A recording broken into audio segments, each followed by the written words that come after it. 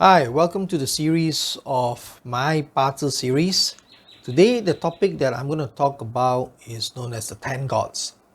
Now, 10 Gods is one of the most popular topic that many influential schools or popular schools or famous schools promote this concept of 10 Gods. Now, I think 10 Gods is one of the very essential of BaZi, but it's not the most important one, right? The reason because 10 Gods is widely promoted as one of the key topics of BaZi. But actually, 10 Gods is not the key topic of BaZi. There are many things or many other subjects that are more important than the 10 Gods. For example, the useful God, right? So if you have followed different schools of study and you have been searching around the internet, going through different teachers, so definitely they will tell you a different thing, because in BaZi alone there are also many schools of thoughts, right? There are many schools, each of them have their own variation, but nonetheless everybody talks about 10 gods. So today I'm going to share with you my perspective on 10 gods as well, right? And I'm going to narrate it in a very simple manner, because this is not meant for deep study. This is just for you to understand a little bit what is this 10 God all about, and then you can judge for yourself how important is 10 God in BaZi reading. Okay, now because 10 Gods is a little bit more refined, I would say. So usually I would talk this at a level that's a little bit more gross. We call it the 6 kinship. In Chinese we call it the Lok Chan. 6 kinship is enough to read BaZi. Usually you don't need to go down to 10 gods. There is a reason also why in our school, the Nature's Way of BaZi, 10 gods is not highly promoted. But nonetheless, it's an essential part of BaZi. It's just like saying that you're asking me if my left arm is important. Can I chop it off? Of course you can't, because you need the left arm, right? To have it in order to consider a complete body. But maybe your left arm is not your main arm that does the work, that do the right thing, right? But nonetheless, it's still important. So that is my view on 10 gods. But nonetheless, today I'm going to share with you a little bit what is 10 gods, so that everybody can have a little bit more understanding of these 10 gods or the 6 kinship. Now this 6 kinship thing comes from this little chart here right in front, and you see that that's why there are 6. That's me, the destiny holder. We have the peers, we have the output, we have the wealth, then we have the officer, the stem. So there are 6 all together, right?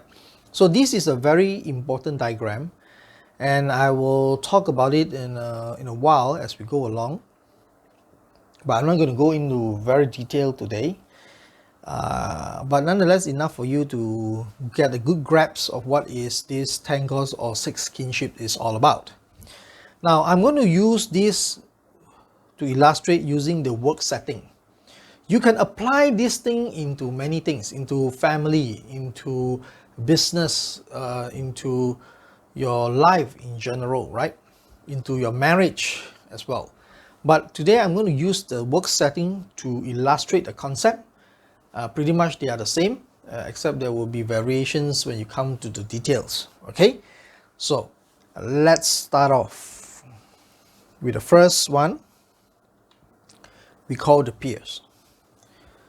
See, when you start a job, you step into the company for the first time in your life, you started working.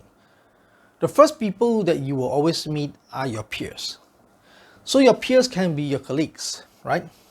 And later on, as you grow or climb the corporate ladder, then maybe the other managers are your peers, or maybe the other general managers are your peers, and so on. So, and it goes on like that. So basically, peers talk about the people of the same setting or same level as we are.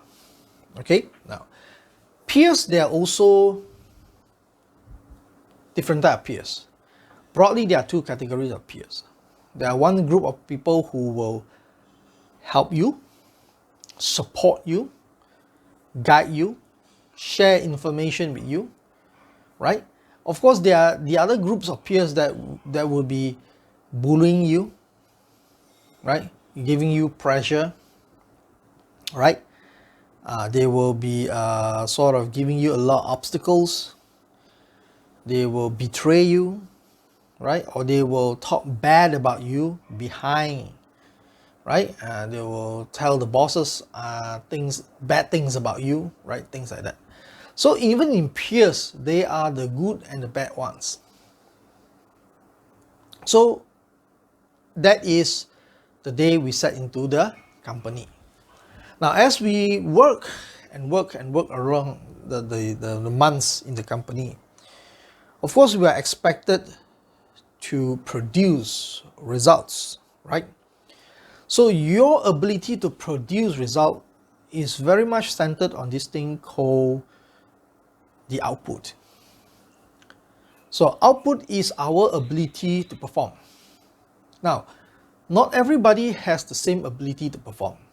Some people are very talented in certain things, while some people are simply not good at all in most of the things, except maybe talking, right?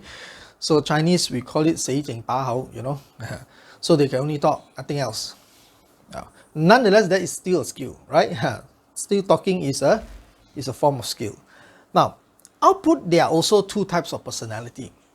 One group of people will be the one that is referring to the most sentimental ones. That means they are the more gentle ones. They are the more quiet personality, that they prefer to do their work. They like to enjoy that relationship in the company, right? In the work setting. They prefer to be more organized, right?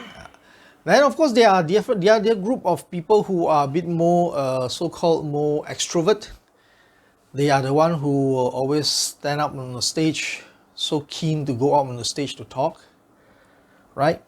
Or some people who are just simply like to they like to bull their way through, right?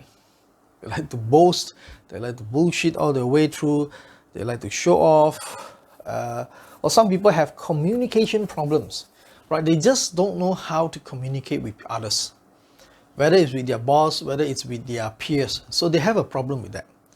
So you see, even output, we look at it, there are two categories of output. Now, so one is favorable, the other is unfavorable. So the question is, what about your output in your BaZi chart? So in order for you to find out this, you need other information from the other BaZi subjects. So that's why hand gods only tell you certain conditions of your BaZi. It tells you maybe certain relationship in your BaZi, right? But it may not tell you the good and bad of it. Still, we have to depend on other subjects to put into the big picture, right?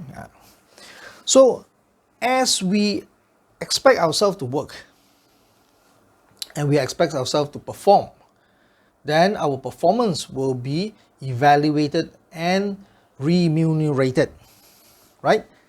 That's when we come to the next topic of the wealth.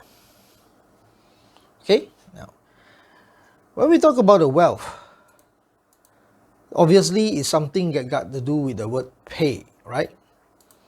You expect yourself to be paid.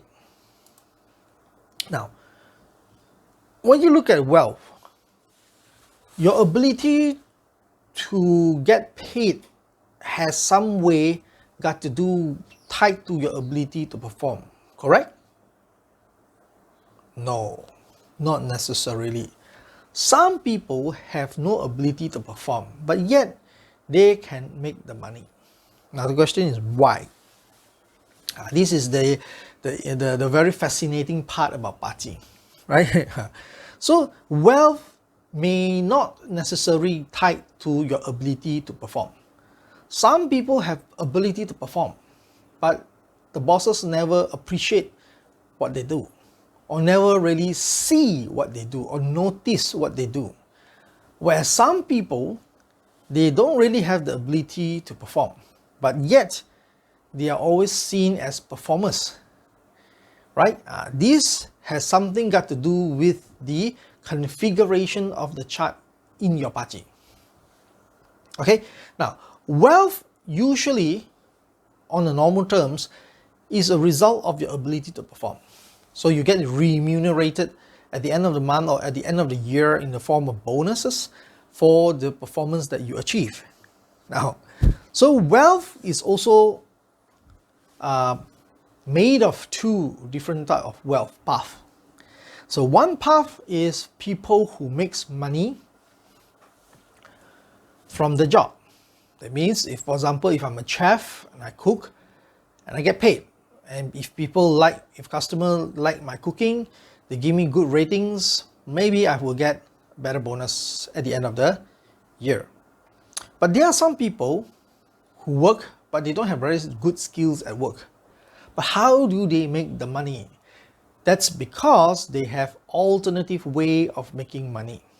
We call it pin choi, right? So alternative way of making money, perhaps they are very good investors. So they spend their time investing after office hours. Or some people, they are very good, they have money, they invest in other people's business and they get a profit out of that, right? So there are also people who maybe they have properties, they own properties or things like that, also, or they own other businesses, laundry businesses, but they have a daytime job, right? So there are many ways of making money and different profile to making money. So everyone is different. It all depends on the configuration of your bazi chart. The 10 gods only tell you what are they in your chart, but it doesn't tell you whether they are favorable or unfavorable to you, right? So I hope you got this point up to here clear, right? Now then the other part is that wealth is also a function of your ability to accumulate it. Some people can make a lot of money, but they like to spend a lot of money. Some people are not that great in making money, but they are very good in accumulating money because they are very prudent in their spending. They can control the itch on their fingers, right? Some people, they cannot. So this is also can be seen from your bazi.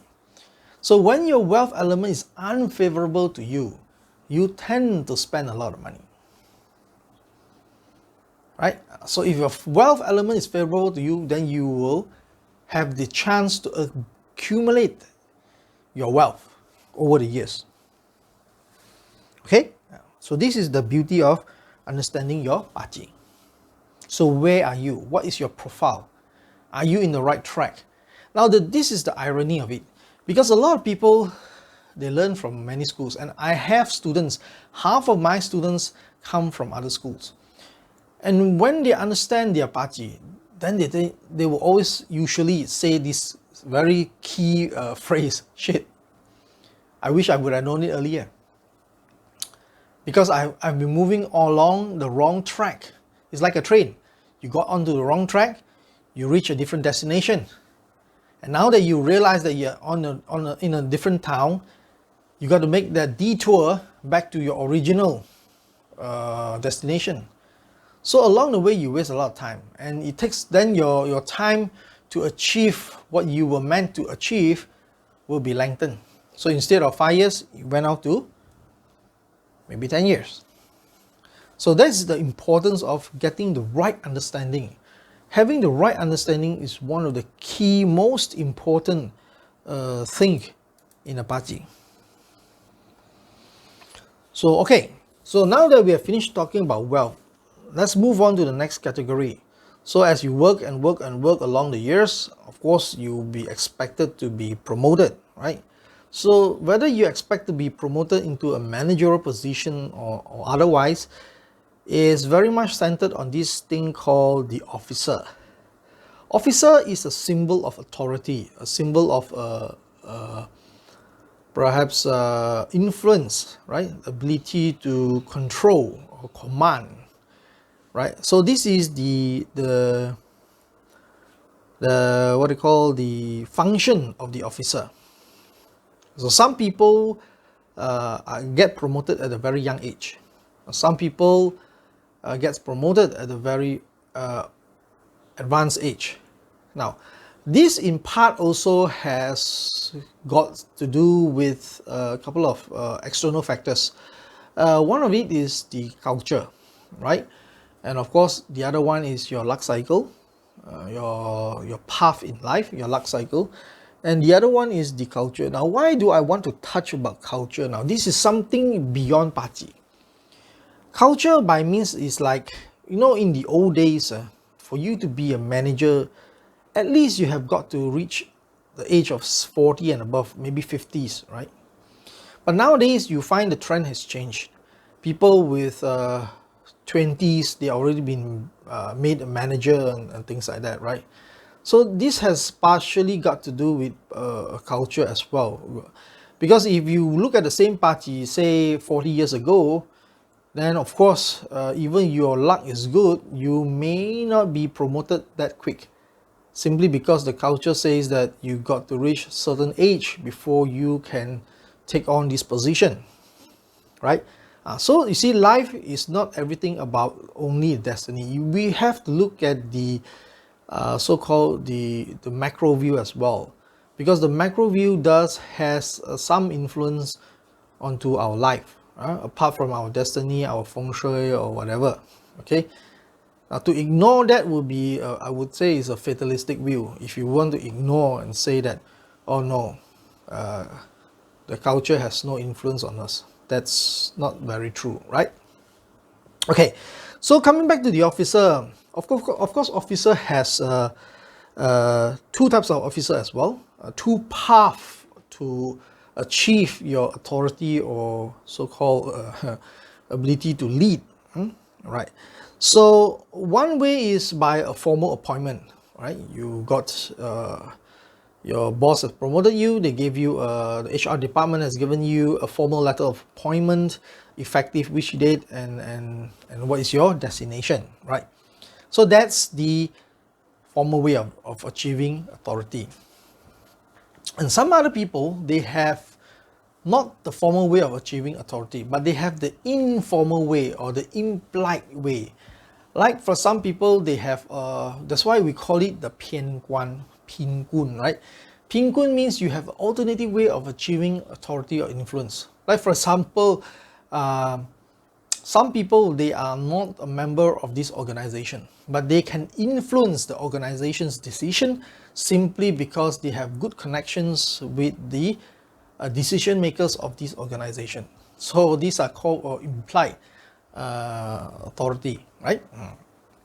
I think in Malaysia, people who understand, who knows who is Jolo, Jolo is a typical example of Pin Kun, right? He has no role, no destination in 1MDB, but he may influence and he can influence the decision made in 1MDB, right? So you can read about all the cases. Anyway, so there is two types of officer. Now I'm sure most of you, if you have heard or perhaps follow other celebrity masters, I believe you have come across this word called 7 killings, right? Now 7 killings is not a traditional party term. It is a term borrowed from other astrology, such as the 紫微斗数, right? Purple star astrology. Now, sometimes when you use words like 7 killing, it gives you a very, very wrong impression about the function of the officer. See, officer only tells us that whether we can achieve certain authority, right? And officer tells us that maybe we achieve it through the proper channel or maybe through the alternative channel. But either way, it's still an ability to influence, right? But when you put in a word like 7 killings, it gives you a feeling that there's no more tomorrow for us, right? It's the end of the road because it's going to be killed 7 times, right? Something like that. So it gives us a very wrong idea of what is the function of this officer. So when you get something like that, when you learn up something like that and it goes into your head, for years you get stuck in the head and it cannot comes out. And every time you see 7 killing, your leg starts to shake, starts to tremble because you worry that something bad is going to happen to you. So I think that's a very misleading word to use for in the terms of BaZi, right? So I don't teach that in my school. I always call it a Pin-kun, right? All right. So just to clarify a little bit, I'm sure I know some of you who are listening must have learned this term or must have heard about this term somewhere in your pursuit of BaZi, right? So anyway, I just want to clarify this. Now the next one, after you have certain years in a managerial position, the question is, can you reach your self-actualization? Self-actualization as in whether can you achieve to be the C levels, for example, the CEO, CFO, CTO, depending on your role in the organization, right? So the ability to reach the C level or the top echelon of the organization. For example, you can also be like a minister, deputy minister, or maybe you talk about director general of a department, a police inspector, or a general in the army, or things like that. Right. So these are considered under the stamp. Now the stamp, or some people call it the resource, is a very powerful icon in a BaZi. If you have a favorable stamp, your life is very good. You have a chance in your life to achieve actualization. The question is when, right? It can come in early, it can come in very late in your life, because it all depends on the timing shown by your major luck cycle, right? So once you have a favorable stamp, life generally for you, achieving something great is just a matter of time. So stamp is also, of course, there's also the proper stamp, and of course you also have the alternative stamp, meaning that you can achieve your actualization or fame or ultimate authority, right? Ultimate authority, either through the formal appointment way or through the alternative way. Maybe because you are the son of the chairman or son of the owner of this company, naturally you have a chance to be at the top position, right? By virtue of that relationship. So that is classified under the alternative stamp. Now, why the stamp is important? I think some of you, before the digitalization age, those of you who have traveled to other countries, you usually will, upon arrival, you get your stamp, your passport stamp at the immigration counter, right? Now, what if the officer there refused to put a stamp onto your passport? It means that you cannot enter the country. Now, he may be a very junior immigration officer, but because of his refusal to stamp onto your passport, you're not allowed to enter the country. So you can imagine the power of the stamp, right? So it's very, very important, and it's one of the most important element of all the 5. A lot of people, when they talk about 10 gods, they talk about wealth, they talk about officer, they focus on output. Well, I think if you focus on these icons, I think then you are missing one very important element in BaZi reading. And that is what that makes BaZi very elusive, very difficult for most people to read BaZi. They might find out of 10 BaZi they read, maybe 2 or 3 they'll get it right. Then the rest of it, they have difficulty achieving accuracy. Why? It's because the source of the knowledge in the first place is incorrect. That's why you're on a different track. So when you're on a different track, you go to a different path. And that is the reason why BaZi is one of the most elusive art in all the 5 arts in Chinese metaphysics, right? Of course, even you talk about feng shui, it's the same, right? There are many feng shui methods. Which is the correct one? Which one will give you a high level of repentance, right? Results. Well, every feng shui method works. If you do 10 houses, I'm sure you'll get a 3 or 4 success, but that's not the percentage that we're looking for, right? We're looking for like 8 to 9 or maybe 10, right? So that's the difference between a workable method and a mediocre method.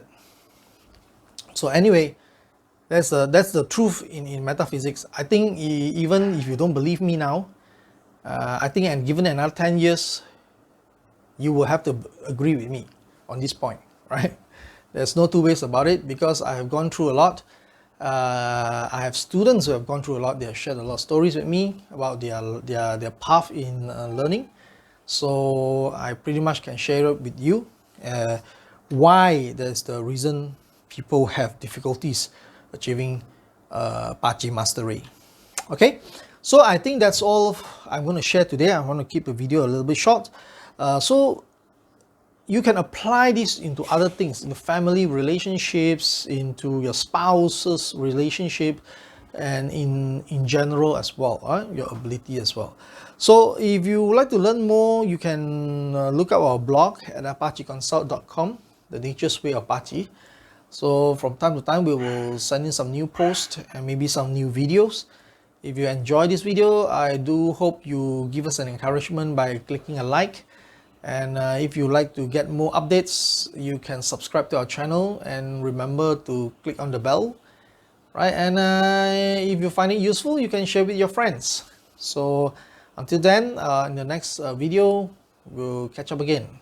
Thank you. Bye.